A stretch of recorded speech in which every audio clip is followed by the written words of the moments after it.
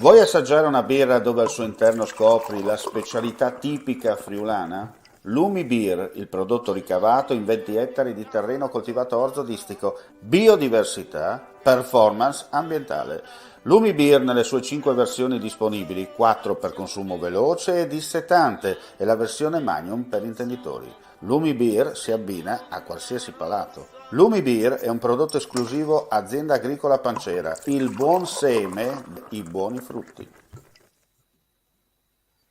Ben ritrovati gentili amici e amiche alla visione e all'ascolto per quanto riguarda questa edizione flash del nostro audio video giornale con le ultimissime dal Friuli Venezia Giulia. Dunque andiamo a vedere cosa è accaduto nelle ultime ore.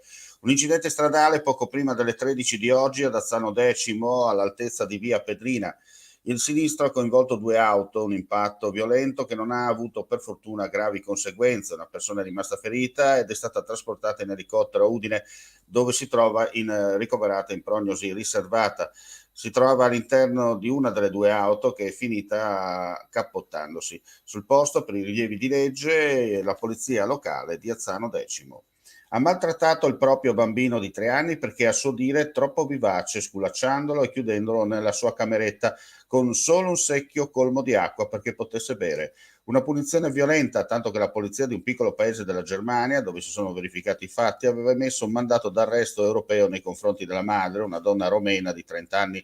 Oggi la donna è stata arrestata dai carabinieri del comando di Duino Aurisina e ristretta successivamente nel carcere di Venezia, dove resterà in attesa di estradizione.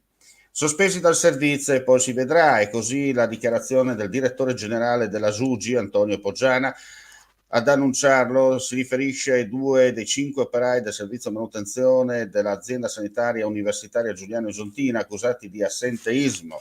Sono solo 2 perché gli altri 3 nel frattempo, finiti nel mirino della Guardia di Finanza, sono già in pensione. E con questa notizia chiudiamo qui questa edizione flash. Ulteriori news sul nostro sito friulitv.net. Grazie per la visione e l'ascolto e non resta che augurare a tutti voi un buon proseguimento di giornata.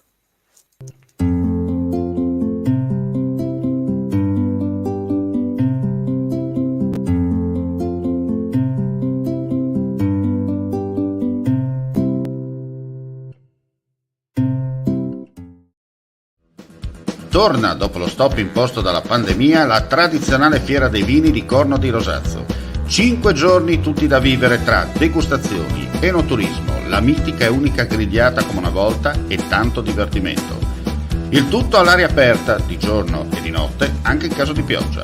Se sei un vero adoratore di Dio Bacco, a Corno devi andare perché chi beve solo acqua ha un segreto da nascondere.